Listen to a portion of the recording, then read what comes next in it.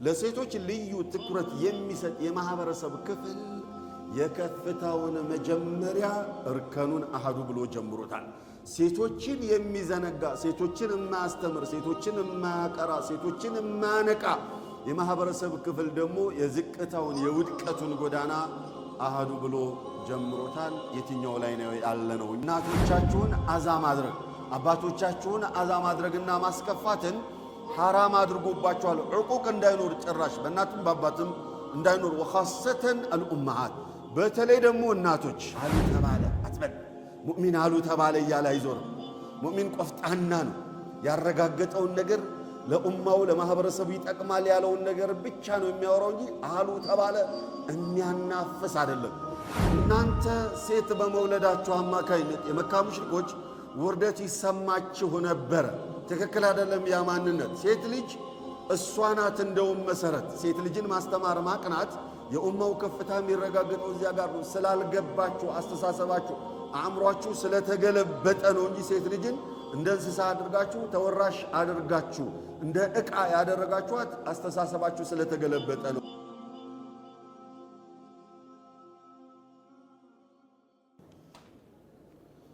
ቢስሚላሂ ረሕማኒ ረሒም አልሐምዱሊላሂ ረብል ዓለሚን ሰለላሁ ወሰለመ ወባረከ ዐላ ረሱሊሂል አሚን ወዐላ አሊሂ ወሰሕቢሂ አጅመዒን አማ በዕዱ አዩሀል አሒባ ቃለ ወኢዛ ቡሽረ አሐዱሁም ቢልኡንሳ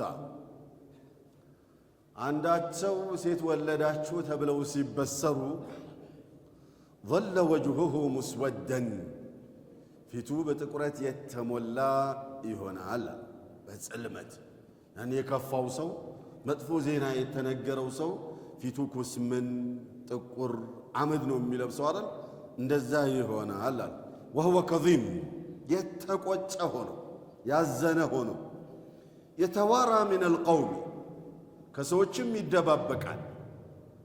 መንገድ ላይ ሲያገኙት እንኳን ደስ ያለ አያገሌ ሴት ወለድክ አይደል ብለው እንዳይሉት እንዳላያቸው ሆኖ እየተደባበቃቸው ይሄዳል። አላሁ ጀለ ወዐዝ ሚን ሱኢ ማ ቡሽረ ቢህ የተበሰረው ዜና የከፋ ከመሆኑ ብዛት የተነሳ በሱ ሳቤ ማለት የከፋ በመሆኑ ሰዎች እንዳያገኙትና እንኳን ደስ ያለ ሴት ወለድክ እንዴ እያሉ ሞራሉን እንዳይነኩት ይደባበቃቸዋል።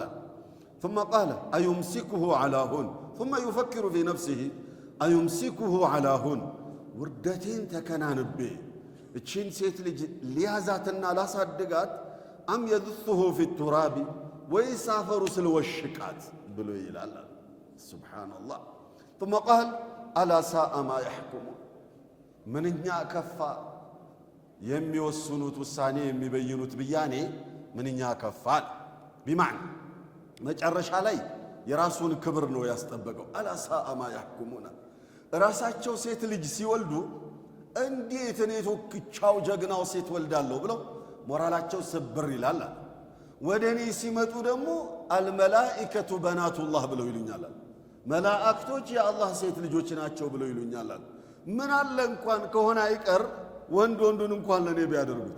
ለራሳቸው ወንድን ይመርጣሉ። ሴት ሲወልዱ ውርደት ይሰማቸዋል። ለእኔ ደግሞ ሴት ሴቱን ይመርጣሉ። ለራሳቸው የናቁትን ወደ እኔ ያረጋሉ።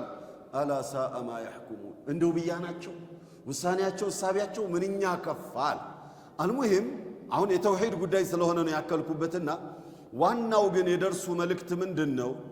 የመካ ሙሽሪኮች ሴት በሚወልዱበት ጊዜ ከፊሎቹ ከነነብሷ ይቀብራሉ፣ ከፊሎቹ ደግሞ ውርደቴን ተከናንቤ ላሳድጋት ብለው ይላሉ። ወኢዘል መውዑደቱ ሱኢለት ቢአይ ዘንቢን ቁቲለት ምን ይውጣችኋል የዚያ ለታ ከነነብሷ የተቀበረች ግፉ ስትጠየቅ ቢአይ ዘንቢን ቁቲለት ቢአይ ዘንቢን ቁቲልቲ ወቢአይ ዘንቢን ዱፊንቲ በምን ምክንያት ነው? ምን አጥፍተሽ ነው?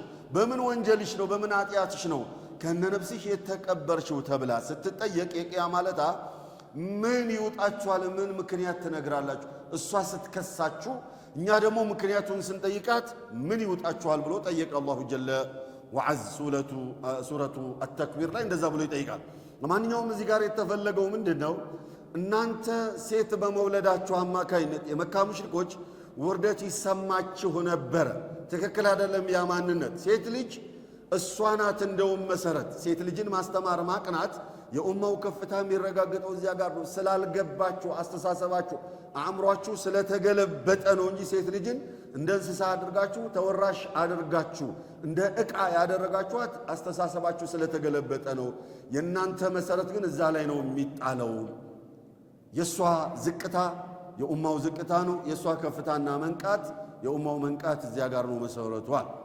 ለذلك ሴት ልጅን ኢስላም ተንከባክበህ አርቀህ አሳምረህ አሳድጋት ነው ብሎ የሚለው ነው። قال عن المغيرة بن شعبة رضي الله عنه عن رسول الله صلى الله عليه وسلم قال إن الله حرم عليكم عقوق الأمهات الله جل وعلا እናንተ ላይ ሐራም አድርጎባቸዋል፣ ክልክል አድርጓል፣ ክቡር የሆነ መንደር አድርጎታል። ምን عقوق الأمهات እናቶቻችሁን አዛ ማድረግ አባቶቻችሁን አዛ ማድረግና ማስከፋትን ሐራም አድርጎባቸዋል። ዕቁቅ እንዳይኖር ጭራሽ በእናትም በአባትም እንዳይኖር። ወኻሰተን አልኡመሃት በተለይ ደግሞ እናቶች ያኔ ደካማ ስለሆኑ አይበቀሉም ተብለው ስለሚፈሩ ስለሚናቁ አይማቱም ስለሚባሉ ነው ዕቁቅ የእናት ቅድሚያ የተሰጣት። አንድ ሁለተኛ ደረጃቸው የላቀ ስለሆነ ነው እናት እዚህ ጋር ትኩረት የተደረገባት ብለውናል።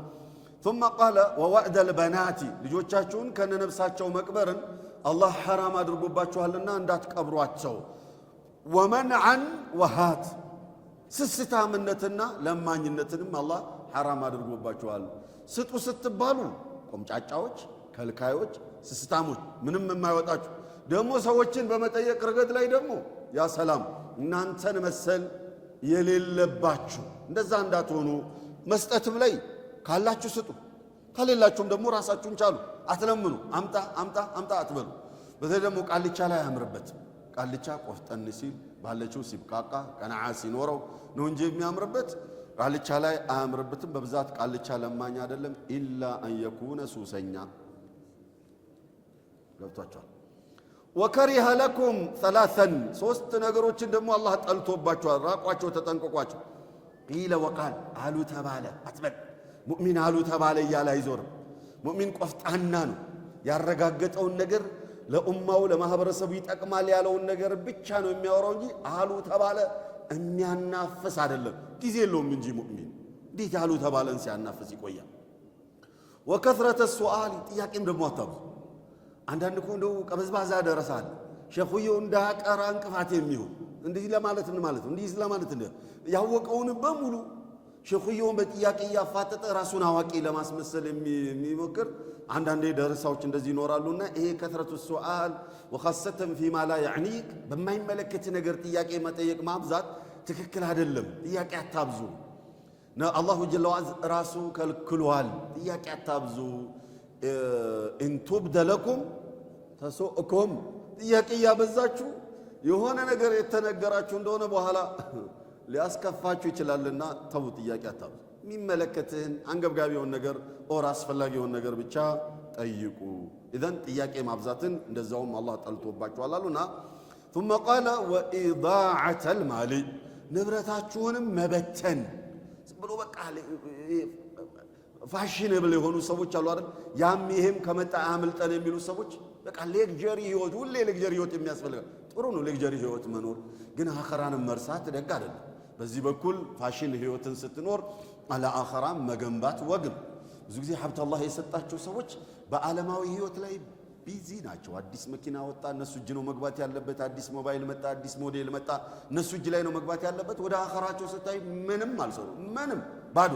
فلذلك እንደዚህ አይነት ሰዎች እንደ ሞት የሚጠሉትና የሚፈሩት ነገር የለም፣ ያኛውን ቤታቸውን ስለዘነጉ። فلذلك ሙእሚን የሆነ ሰው፣ ብልህ የሆነ ሰው፣ አዋቂ የሆነ ሰው፣ ሀብት አላህ የሰጠው ሰው ለዚህኛውም ዓለሙ ያማረ ህይወት ይኖራል።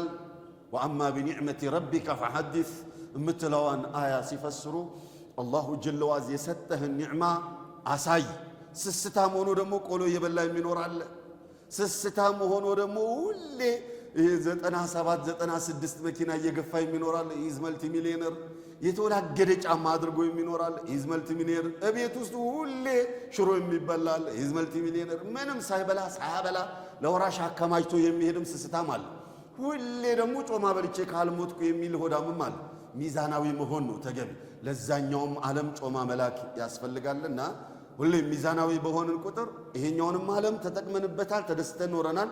ለዛኛውም ዓለም ተዘጋጅተናል፣ አይቸግረንም፣ ብንሞትም አይጨንቀንም። ካልሆነ ግን እዚህኛው ዓለም ላይ ብቻ ትኩረት ያደረግን እንደሆነ ዳዕተል ማል ላይ ብር መበተል ላይ ቢዚ የሆነን እንደሆነ ሞት ሲመጣ ድንግጥልና አምድሩኒ ትንሽዬ ጊዜ ስጡኝ ብሎ ከንቱ ልመና መለመን ይመጣል። ለማንኛውም አሁን ቁም ነገሩ ምንድነው? የደርሳችን ወደ ዋናው ነጥብ ስንመለስ ልጆቻችሁን ተርቢያ ሐሰና አድርጋችሁ አሳድጓቸው።